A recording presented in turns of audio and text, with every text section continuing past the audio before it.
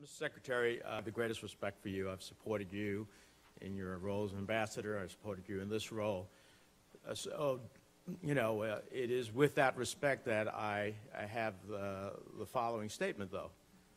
I am seriously concerned, as I listened, I was at a meeting but had the TV on, listened to your answers to the chairman and the ranking member, about statements that suggest that we have to watch what we do because we don't want to have Iran walk away from the table.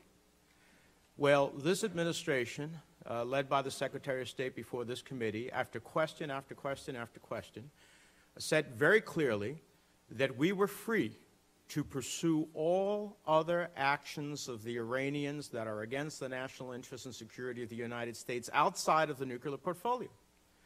And so I see all these cautionary remarks all the time. I see all these caveats. I don't understand them. I don't understand them. I don't understand when the President himself, in remarks this week, said that while Iran may have followed the letter of the agreement, they have not followed the spirit, sending signals to the world community that is of a series of provocative actions. And among that failure to follow the spirit, the President himself acknowledged launching ballistic missiles, repeatedly calling for the destruction of Israel, shipping weapons to Hezbollah. Not my comments, the President's comments. Now, to that I would add its status as a state sponsor of terrorism, its acts of aggression designed to destabilize our allies in the region, its efforts to disrupt shipping through the Strait of Hormuz, its illegal detention and despicable humiliation of American sailors, its trafficking in weapons, its cyber attacks events, and I think many of those you recited in your opening statement. So what bothers me is that we seem to create a permissive environment, as is exemplified by what happened in the missile issues that have been raised and I want to further pursue with you, in which we are treading on eggshells about doing anything else in this whole universe that we admittedly recognize is against the national security interests of the United States. So why are we, for example, knowing that resources, whatever amount it is in part going to fund these very activities that we acknowledge collectively is against our national interests, why are we, for example, when the President says, well, we're not going to use dollars to do business with Iran, which is good news, but then goes on to say it's possible for them to work through European financial institutions, which ultimately transact with the United States, or that the administration reportedly is also seeking ways to ensure that U.S. regulations do not deter foreign reinsurance companies from providing insurance coverage for Iranian shipping. As two examples, why are we, outside of meeting our strict obligations, facilitating the possibilities for them to use their resources in such a way that is against our interests? Thank you very much, Senator, and again, thank you for your support. I'm very grateful for that. Let me be clear, if I was not in my earlier comments.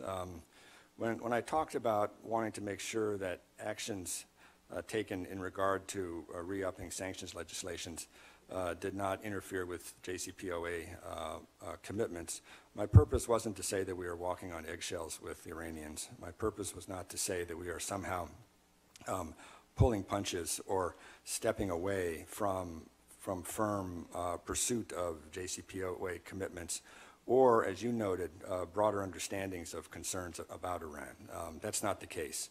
We just want to make sure that as Iran meets its commitments, we meet our commitments.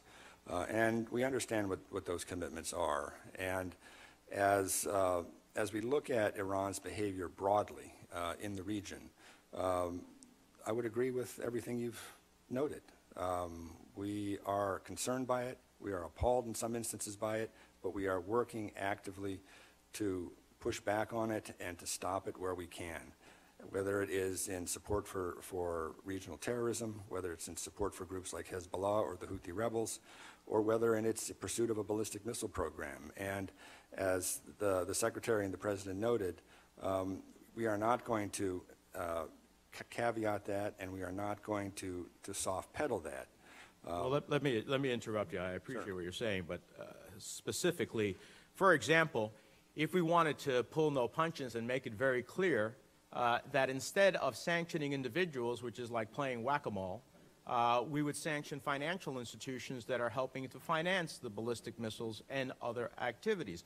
That has not seemed to be the administration's effort, which we have recognized from the Congress that when we sanction financial institutions, the broad reach and effect of that is really consequential to the Iranians. And if we understand the nature of their obligations, let's turn to the missile issue.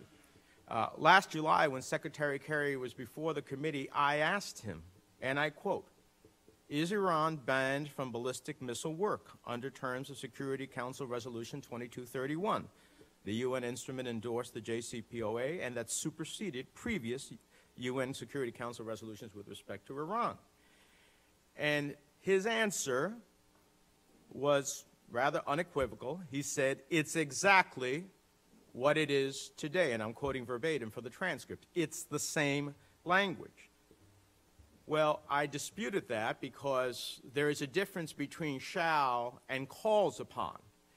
And if, in fact, it's exactly the same language, if the Secretary's interpretation was correct, that 2231 explicitly prohibits Iran from testing ballistic missiles, then why would the United States and our European allies not push for the toughest language in the letter that was sent to the Security Council? Why not call it what it is, which is a violation? Which is it? Is it a violation, or did we soften the language in such a way that permits exactly what Iran is doing now? The language used in the letter was that Iran's launch was inconsistent with UN Security Council 2231, and not it was in violation of 2231. Again, I would argue that this is a distinction without a difference because we are convinced that 2231 prohibits these kinds of launches, that there is a strong international commitment. Well, if that was the case, why did we not use the word violation? If we believe it's prohibited, why did we not use the word violation? I'm not an international lawyer, sir. Okay, so let me close on this. You're not an international lawyer. I'm not an international lawyer, but I was a lawyer before I came to this institution, and I understand the difference between call upon and shall, and there is a fundamental difference. And finally, I would say to you that as the chairman and the ranking member have discussed the Iran Sanctions Act that I authored with others, it needs to be reauthorized now because otherwise we do not send a very clear message to Iran that if they violate terms, we have something to snap back to. The administration sat before this committee and the Senate and said, well, we can snap back. But you can't snap back to something that doesn't exist at the end of the day. And so, again, this tentativeness worried about what Iran will do seems to have frozen us, and the suggestion of that is that the Senate should be frozen as well. I hope the Senate will not, Mr. Chairman. And on missile sanctions, which I think should be pursued, particularly on financial institutions, on this question of reauthorizing the Iran Sanctions Act, among others, I would urge the chair and the ranking member, and I have legislation I'm happy to engage with the chair and the ranking member on, to do some of this because I think we're headed in the wrong direction.